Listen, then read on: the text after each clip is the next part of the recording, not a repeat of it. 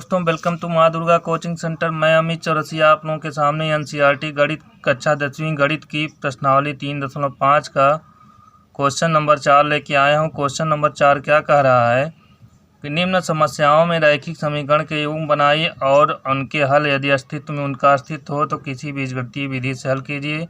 अस्तित्व का मतलब यह है कि अगर यह समीकरण जो है बन रहा है हमारा, उसका हल हो रहा है तो उसको हल करना। अगर ऐसा समीकरण बन जा रहा है जिसका कोई हल नहीं है तो उसको जो है असंगत हल है तो नहीं करना है। तो किसी भी बीजगणितीय विधि से अर्थात प्रतिस्थापन विधि से हल कर सकते हैं, विलोपन विधि या वज्र गुणनखंड विधि से किसी भी विधि से हल कर सकते हैं, कोई यहाँ कंडीशन नहीं है। तो क्या कह रहा है कि एक छात्रावास के मासिक व्यय का एक भाग नियत है तथा शेष पर निर्भर करता है कि छात्र ने कितने दिन भोजन लिया है। कहने का तात्पर्य यह है कि किसी छात्रावास में अगर वह छात्र जो है भोजन कर रहा है या नहीं कर रहा है तब भी उसे जो है एक फिक्स किराया देना है महीने का। अब आगे कह रहे हैं कि जब और अगला क्या है, अगला जितने दिन भोजन करता है उसका अलग से चार्ज देना है। तो जब एक विद्यार्थी एक को जो 20 दिन भोजन करता है, कितने दिन भोजन करता है, 20 दिन भोजन करता है तो उसे 1000 व्यय करना पड़ता है। तथा जबकि एक विद्यार्थी बी को जो 26 दिन भोजन करता है तो छात्रावास व्यय के लिए उसे कितना 1180 रुपये अदा करने पड़ते हैं। तो नियत व्यय और प्रतिदिन भोजन का मूल ज्ञात कीजिए। ध्यान दीजिए, समीकरण बनाना है तो इसमें हमारे जो है रैखिक समीकरण है तो कोई भी एक्स वाई जेड कुछ भी जो है 2 चर हमें मानना होगा, क्योंकि रैखिक समीकरण 2 चर में ही बन पाएगा। युग्म की बात कर रहा है, युग्म का मतलब 2 समीकरण तभी बन पाएगा जब आपका जो है 2 अलग अलग चर हमारे रहेंगे। तो सबसे पहले हमने क्या मान लिया यहाँ कि माना कि जो है नियत व्यय 100 रुपया है, क्योंकि नियत खर्चा पर ही हमारा आगे बढ़ रहा है कि नियत किराया हमारा फिक्स है, उसके बाद जितना भोजन कर रहा है और तथा प्रतिदिन का मूल्य कितना हो गया, y रुपया हो गया। तो प्रश्न के अनुसार हमारा हो जाएगा, प्रश्न के अनुसार सीधा सीधा क्वेश्चन कह रहा है कि अगर हमारा जो है यहाँ देख रहे हैं कि ये कितना दिन का भोजन कर रहा है, 20 दिन का, तो किस में जोड़ा जाएगा, हमारा जो है महीने का चार्ज नियत है तो यहाँ हो जाएगा x plus 20y equal to 1000 रुपया हो गया। और दूसरा हमारा समीकरण बन जाएगा तथा हमारा हो जाएगा अगला समीकरण x plus 26y equal to 1180। तो यह मिल गया हमारा जो है पहला समीकरण और दूसरा समीकरण। तो यहाँ हो गया हमारा यह पहला समीकरण और यह हो गया दूसरा समीकरण। तो ध्यान दीजिए, इसको हमें किसी भी विधि से हल कर देना है। तो यहाँ आप देख रहे हैं कि दोनों जो है x हमारे समान है, इसलिए सबसे अच्छी विधि हम क्या करें, यहाँ समीकरण 2 में से अगर समीकरण 1 को घटा दें तो हमारा जो है x कैंसिल हो जाएगा, अर्थात विलोपन विधि से हम इसको हल कर देंगे। तो यहाँ देख रहे हैं आपकी समीकरण हमारा बन गया x प्लस 20y बराबर 1000 और हमारा तथा दूसरा समीकरण बन गया x प्लस 26y। क्यों इस प्रकार, क्योंकि यहाँ जो हमारा फिक्स है और 20 दिन का तो जोड़ने के बाद 1000 आ रहा है, अर्थात जो है ऐड करना पड़ेगा, उसमें ऐड का मतलब जोड़ना पड़ेगा। तो यहाँ देख रहे हैं कि x और x आपस में समान है, तब क्या किया जाएगा, यहाँ हो जाएगा हमारा, अगर जो है समीकरण 2 का संख्या ज़्यादा है, समीकरण 2 में से क्या किया जाए, समीकरण 1 को घटा दिया जाए। समीकरण 1 को घटाने पर घटा दिया जाए यहाँ, तो हो जाएगा समीकरण 2 क्या है हमारा, x plus 26y equal to 1180 और दूसरा हो गया हमारा x plus 20y equal to 1000। घटा दिया जा रहा है यहाँ, माइनस माइनस माइनस, तो यहाँ मिल जाएगा हमारा x x से कट जाएगा, 26 में से 20 जाएगा तो मिलेगा यहाँ 6y, और 1180 में से 1000 जब घटेगा तो मिल गया यहाँ कितना हमारा 180, अर्थात y बराबर 180/6। तो यह कैंसिल हो जाएगा हमारा, 6 एक नम 6, 6 त्रिक 18, अर्थात y बराबर कितना मिल गया हमारा, y बराबर मिल गया 30। अब यही जो है y बराबर 30 जो है किसी समीकरण में रख देंगे, चाहे 1 या 2 में y जो है x का मान मिल जाएगा। y बराबर 30 जो है समीकरण 1 में रखने पर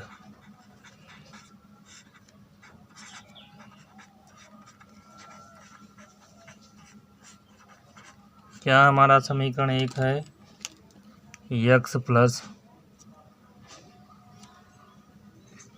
20y अर्थात 20 गुणे 30 बराबर 1000। तो यहाँ हो गया x प्लस 20×3 = 60 अर्थात 600 बराबर 1000, अर्थात x बराबर 1000 माइनस 600, या x बराबर हमारा हो गया 400। तो क्या मिल गया आंसर, नियत व्यय बराबर हो गया,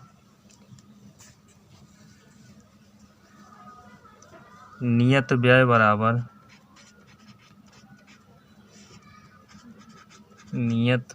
व्यय बराबर हो गया रुपया 400 तथा प्रतिदिन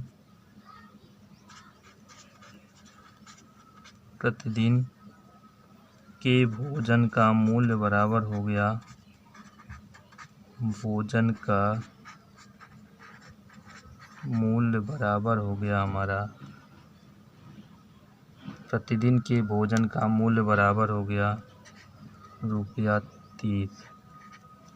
यही हमारा जो है दोनों मिल गया आपको उत्तर, यह दोनों मिला के क्या हो गया हमारा आंसर हो गया। तो पहला क्वेश्चन कंप्लीट हो गया। वही कह रहा था कि जो है नियत किराया पूछ रहा था, नियत व्यय और प्रतिदिन भोजन का मूल्य, तो नियत व्यय आपका 400 हो गया। अब अगर आप जो है समीकरण जो है चेक करना चाहें कि हमारा आंसर गलत है कि सही है, तो क्या करेंगे, उत्तर की जांच में, यहाँ उत्तर की जांच में आप कर सकते हैं सीधा किसी समीकरण को जो है उत्तर की जांच के लिए किसी मान लीजिए पहले ही समीकरण को ले लिया जाए। तो पहला समीकरण क्या है, x प्लस 20y बराबर 1000 है। तो x का मान आया आपका 400, y का मान आया 30, लेफ्ट हैंड साइड ले लिया जाए तो देख रहे हैं यहाँ हो गया 400 प्लस 30 600 बराबर हो गया हमारा 1000। यह क्या हो गया, राइट हैंड साइड, इसलिए हमारा जो आंसर है क्या है, करेक्ट है। ठीक है, दूसरा पार्ट क्या कर रहा है, क्वेश्चन नंबर 4 का दूसरा पार्ट कह रहा है, एक भिन्न 1/3 हो जाती है जब उसके अंश में 1 घटाया जाता है, और वह 1/4 हो जाती है जब हर में 8 जोड़ दिया जाता है, वह भिन्न ज्ञात कीजिए। तो ध्यान दीजिएगा, पहले ही संकेत में क्वेश्चन के लिख दिया है क्या है हमारा, कि इसको जो है रैखिक समीकरण युग्म बनाना है, नहीं तो यह क्या है हमारा जो है द्विघात समीकरण से भी हल हो जाता।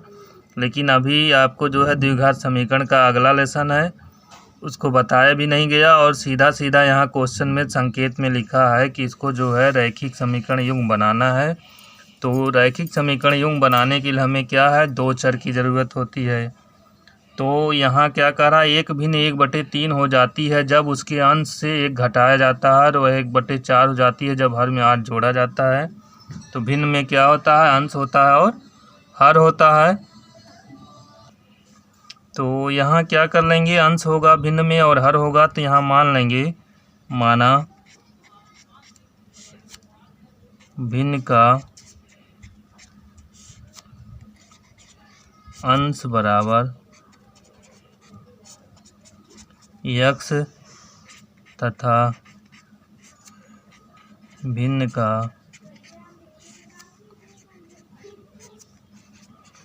हर बराबर y। तो भिन्न बराबर क्या हो जाएगी हमारी, भिन्न बराबर हो जाएगा हमारा अंश बटे हर x बटे y। तो प्रथम शर्त के अनुसार क्या हो जाएगा, क्या कह रहा है यहाँ ध्यान दीजिए। प्रथम शर्त के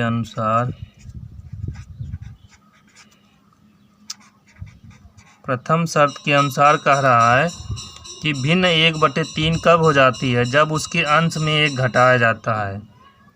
अंश में 1 घटाया जाता है तो भिन्न हमारी कितनी हो जाती है, अर्थात अंश क्या हमारा x है। अगर 1 घटा दिया जाए तो भिन्न हमारी कितनी हो गई, 1/3 हो गई। ठीक, तो यहाँ अब इसको हल कर लेंगे। 3 का इसमें x में गुणा हो जाएगा तो यहाँ हो जाएगा 3x - 1 बराबर y का 1 में गुणा तो y हो जाएगा। तो यहाँ हो जाएगा 3x - 3 बराबर y या 3x - y बराबर 3 हो गया। यह हमने मान लिया समीकरण नंबर 1 हो गया। या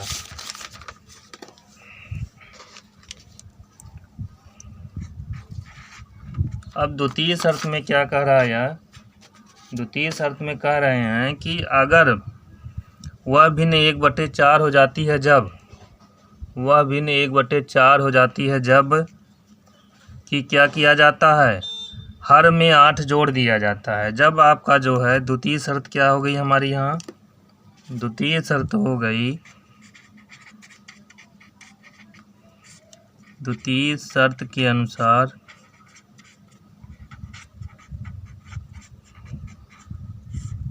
अगर जो है हर में क्या किया जा रहा है, हर में अगर 8 जोड़ दिया जा रहा है तो हमारा जो है क्या भिन्न हो जा रही है, 1/4 हो रही है। तो यहाँ हो जाएगा x y + 8 = 1/4।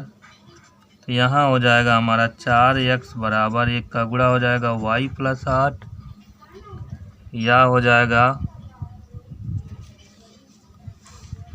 या हो जाएगा हमारा 4x - y बराबर 8। यह हो गया हमारा समीकरण नंबर 2। अब क्या करेंगे, ध्यान दीजिएगा। देख रहे हैं कि यहाँ पहला समीकरण हमारा 3x - y = 3, दूसरा समीकरण है 4x - y = 8। तो समीकरण 1 मिला और समीकरण 2 मिला। तो यहाँ जो है समीकरण 2 या समीकरण 1 देख रहे हैं। यहाँ समीकरण 1 हमारा था 3x - y बराबर 3, समीकरण 2 हमारा 4x - y बराबर 8। ठीक है, तो यहाँ जो है देख रहे हैं y आपका जो है y बराबर है, तो क्या करें, विलोपन विधि से हल कर लें। तो समीकरण 2 में से 1 को घटा दें या समीकरण 1 में से 2 को घटा दें। यहाँ क्यों घटाया जा रहा है, क्योंकि समान चिन्ह है तो माइनस माइनस प्लस हो जाएगा, y से कैंसिल हो जाएगा। समीकरण 1 में से समीकरण 2 को घटाने पर तो यहाँ हो जाएगा हमारा समीकरण 1 है 3x - y = 3 और समीकरण 2 है हमारा 4x - y = 8 के यहाँ घटा देंगे। तो यहाँ हो गया माइनस माइनस माइनस प्लस, यहाँ हो गया माइनस y कैंसिल हो गया। -x बराबर 8 में से 3 गया -5, या x बराबर मिल गया 5।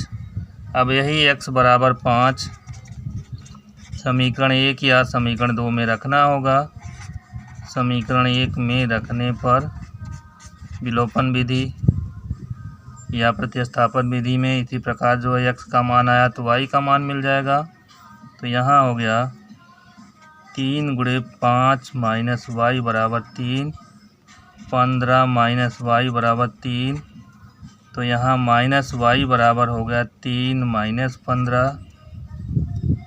या y बराबर मिल गया यहाँ -y बराबर -12। तो यहाँ मिल गया हमारा जो है y बराबर मिल गया 12 तथा x बराबर 5। तो यहाँ हो जाएगा हमारा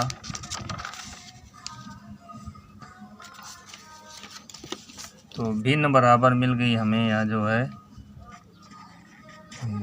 भिन्न बराबर क्या थी हमारी x बटे वाई, अर्थात हो गया हमारा 3/12। 3/12 का मतलब हो गया यहाँ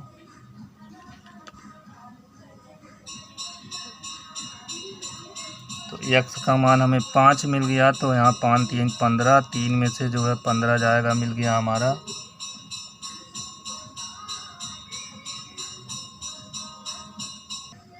तो भिन्न बराबर हो गई x बटे वाई।